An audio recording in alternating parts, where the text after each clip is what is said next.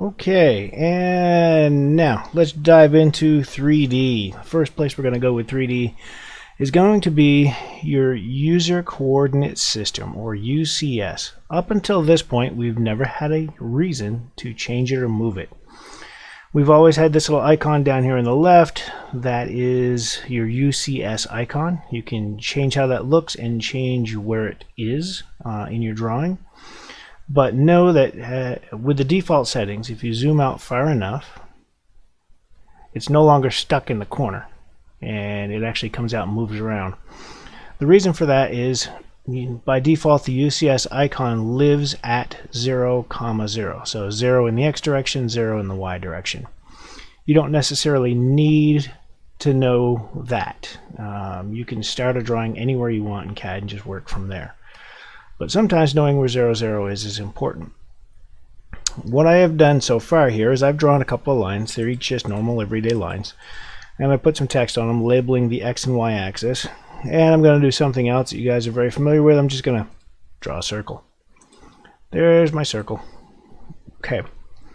Here's where it gets a little strange. Because we're going to go into 3D, I'm going to use another command. The command is over here on the right. Actually, I've already used that command, so some of the options have been changed. The command I'm looking for is free orbit. There is a regular orbit and a continuous orbit. The regular orbit works, but it has some limitations. Free orbit works better and has no limitations. So given a choice, I use that one. If I click on it, this green circle appears. I can click anywhere inside of it and change the way I'm looking at a drawing. Click and drag. If I click on the outside of the circle, I can rotate that drawing just the way I'm viewing it. I'm not changing anything about the drawing.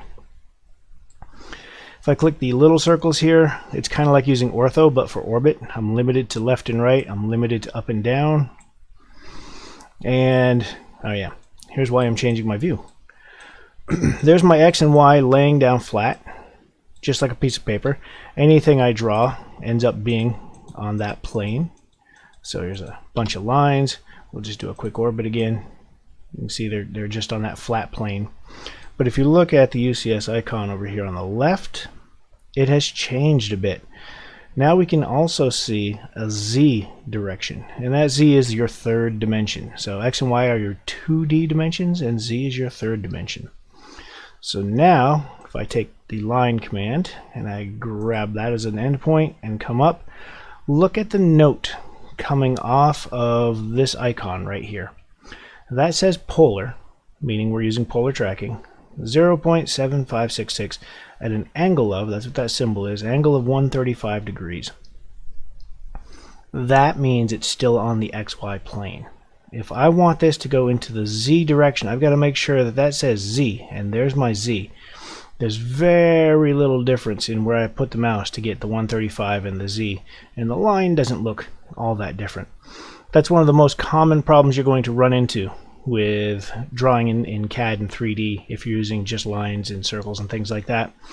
It looks good, you don't bother to glance down at the note to see that it's going in the Z direction, and you end up with something that looks 3D but it's perfectly flat because you ended up using angles instead of going in the Z direction.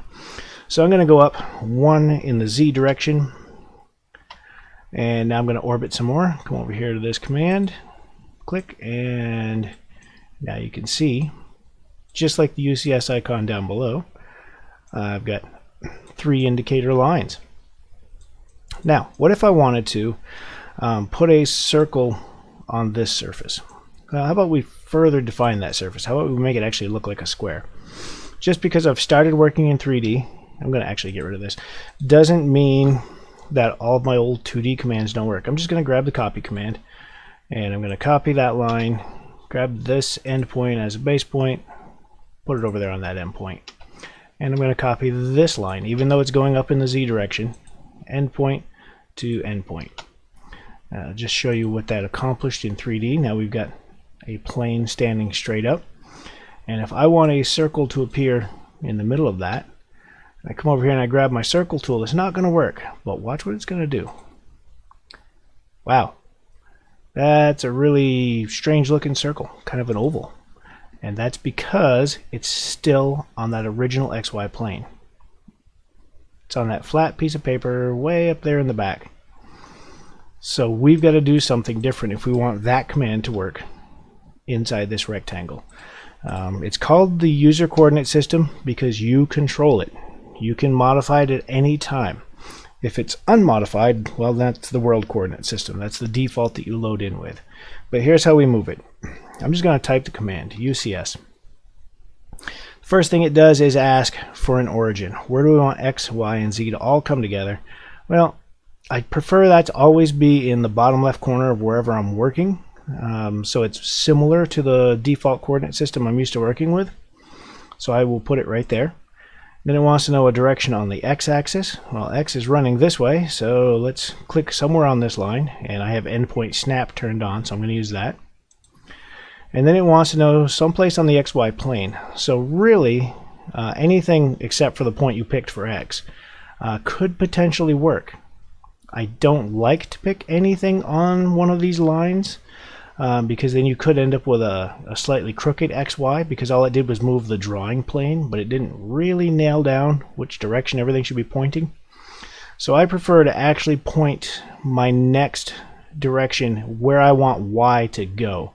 So in this case, straight up 90 degrees from X. And I'm just going to click, and as you can see, my X runs along this line, my Y now runs up instead of out here where it used to, and my Z comes out this way. So now when I grab that circle command and click and drag, I'm getting something that looks a little bit more like a circle. It's not perfectly round because I'm not looking perfectly straight at it from this direction. So if I use the orbit command, take a look, it is in that rectangle. Okay, I'm going to press escape and get out of there.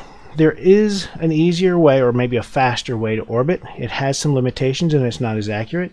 You're used to zooming in and out with the scroll wheel. That's not new. You're used to panning around by clicking the scroll wheel and dragging. That's also not new.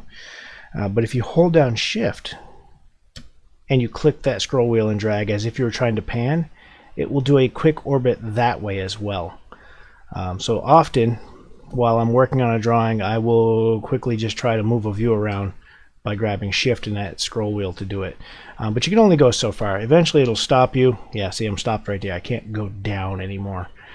And that's kind of irritating from time to time if you're trying to just go that little bit more and it won't let you. So that's why I use continuous orbit, because we continue, not continuous, but free orbit. With free orbit I can just keep clicking and dragging and I can spin forever and it doesn't stop me. Alright. That's it. UCS, orbit, all in one, and you should be ready to move on to your next drawing. Your next drawing is basically drawing a 1x1 cube, so hey look, I've already done a big part of it for you. Quick tip, remember I copied and pasted? If you've got a rectangle, you could copy and paste the whole rectangle up top. Okay, that's it. Bye.